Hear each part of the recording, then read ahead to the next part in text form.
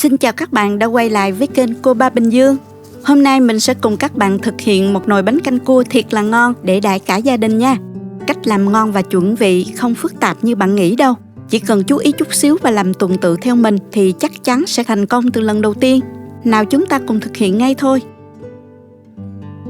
Chúng ta có thể xem những thành phần nguyên liệu chi tiết, hình ảnh nguyên liệu cụ thể để thực hiện món này ở cuối video, hoặc tham khảo những dụng cụ nhà bếp mình hay sử dụng bên dưới phần mô tả của video. Đầu tiên mình sẽ đi sơ chế những nguyên liệu này trước ha. Để hầm xương nấu nước lèo bánh canh đó thì mình có ở đây là 2 khúc giò heo và 700 g xương heo.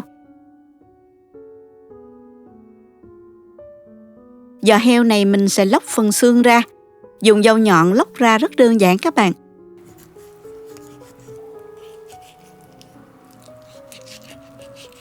Còn phần xương thì mình bỏ vào hầm nước nha. Bây giờ mình đi trụng xương cho cái phần xương này sạch sẽ và khi nấu nước lèo sẽ thơm ngon hơn nha các bạn. Chỗ xương này mình đã ngâm khoảng 1 giờ cho ra hết cái phần máu đọng ở trong tủy á. Sau đó rửa sạch lại với muối và giấm. Cho nước vào nồi và mình thả xương và cả thịt giò heo vào luôn.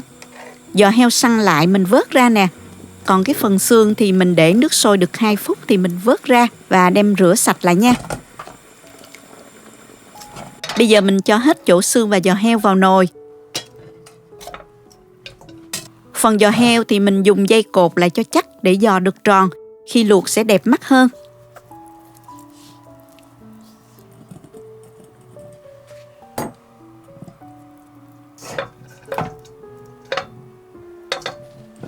Thêm 15 g đường phèn và 1 muỗng cà phê muối.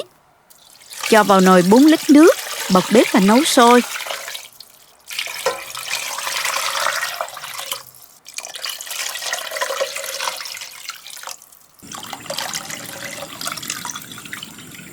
Trong lúc đó mình sơ chế thêm vài nguyên liệu. Cắt thêm cà rốt và củ cải để cho vào hầm chung cho nước dùng mình được ngọt ha.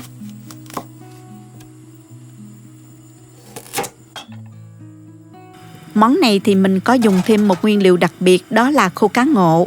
Khô cá này nấu nước dùng thì rất là ngọt. Nhưng trước khi cho vào nồi nước dùng á, mình phải nướng cho khô chín thật là kỹ, vàng thơm lên nha các bạn. Làm như vậy thì khô cá ra nước ngọt và tuyệt đối không bị tanh nha. Các bạn có thể tìm mua loại khô này ở các chợ chuyên bán khô. Còn ở Mỹ thì các bạn có thể tìm trong những chợ người Hoa, chợ châu Á sẽ có nha. Còn nếu các bạn không có thì mình có thể thay thế bằng mực hoặc là tôm khô. Nếu không có nữa thì mình bỏ qua cũng được ha. Món bánh canh này thì mình thấy nấu rất là dễ. Nguyên liệu cũng linh động, thay đổi tùy theo nhà có gì thì mình nấu đó nha. Hành tím, hành tây mình cũng đã nướng chín cho thơm. Rồi rửa sạch cái phần vỏ cháy xém ở bên ngoài.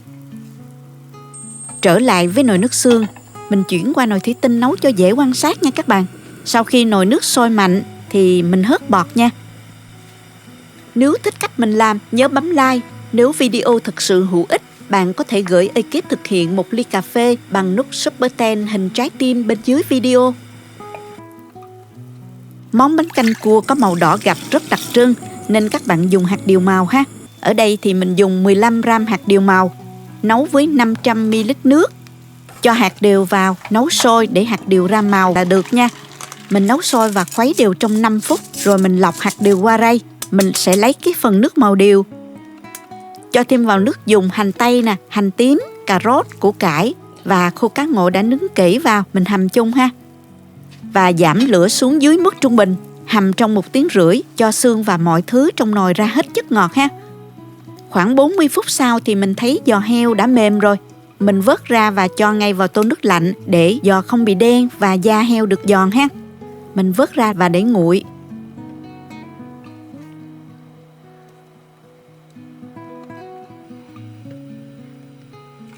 Trong lúc chờ đợi thì mình xào nấm luôn. Mình dùng ở đây là nấm rơm hộp. Ở Việt Nam các bạn dùng nấm tươi sẽ giòn và ngon hơn nhiều nha. Chắc hết nước ngâm nấm ở trong hộp.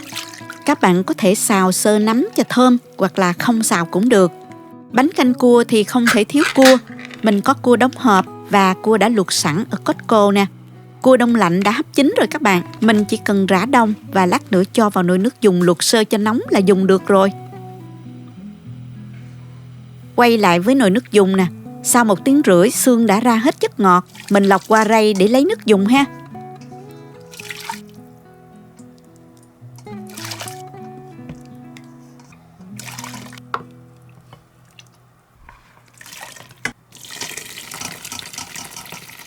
Rồi mình cho cái phần nước đã lọc vào nồi.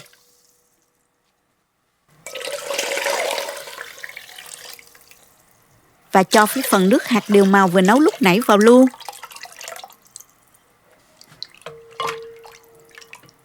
Và bây giờ mình thêm nước cho đủ 4 lít nước dùng nha các bạn.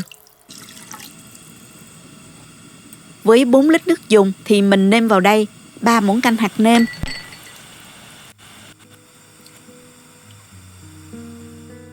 2 muỗng canh nước mắm, 1 muỗng canh muối, 2 muỗng cà phê bột ngọt, 25 g đường phèn. Khuấy đều cho tan gia vị.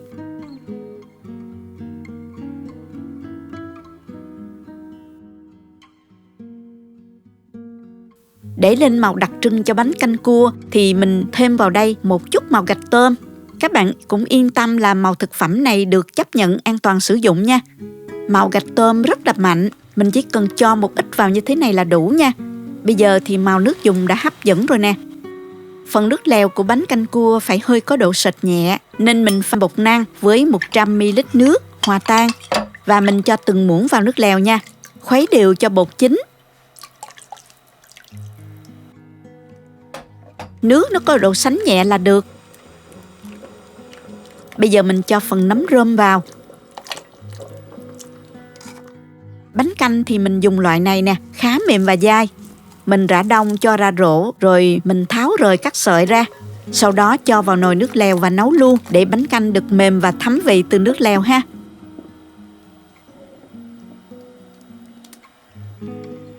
Cho phần cua vào nồi bánh canh luôn cho nóng.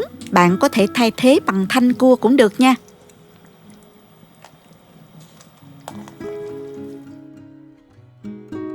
Bánh canh cua ở Việt Nam sẽ ăn với bánh đun cá, nhưng ở đây mình không tìm được cho nên ăn tạm với đậu hũ chiên phồng của Hàn Quốc nha. Cho vào nồi nấu luôn.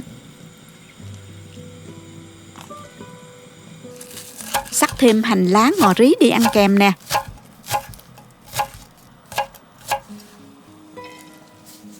Giò heo lúc nãy đã nguội rồi, bây giờ mình cắt lát ra.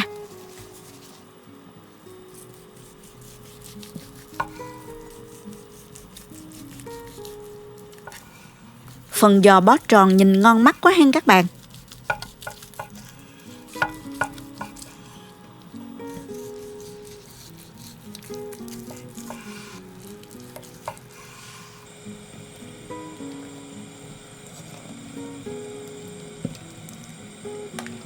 Đợi nồi bánh canh sôi lên một lần nữa thì mình hạ lửa nhỏ. Bây giờ múc bánh canh ra tô và dùng thôi.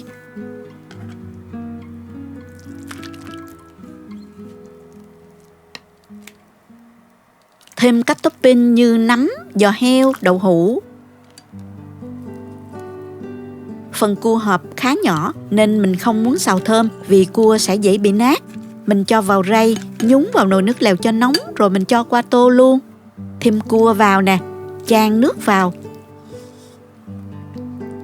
Rắc thêm hành lá và tiêu, thêm hành phi nữa nha. Vậy là mình đã hoàn thành tô bánh canh cua thơm lừng hấp dẫn rồi nè các bạn.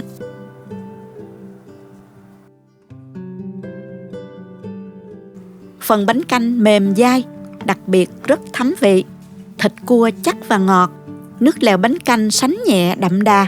Vị ngọt đặc trưng từ xương và rau củ.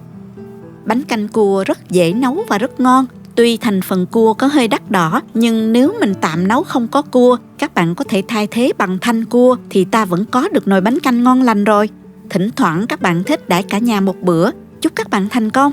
Cảm ơn các bạn đã theo dõi video. Nếu thích cách mình chia sẻ, nhớ gửi cho bạn bè cùng xem, bấm like và đăng ký kênh để xem nhiều món ăn mới của mình. Nếu thấy video thực sự hữu ích, bạn có thể gửi tặng ekip thực hiện một ly cà phê bằng nút Super Thanks hình trái tim ngay bên dưới video. Các bạn cũng có thể truy cập website cobabinhdương.com để xem công thức nấu ăn dưới dạng bài viết. Chào tạm biệt và hẹn gặp lại các bạn trong video kỳ tới nha.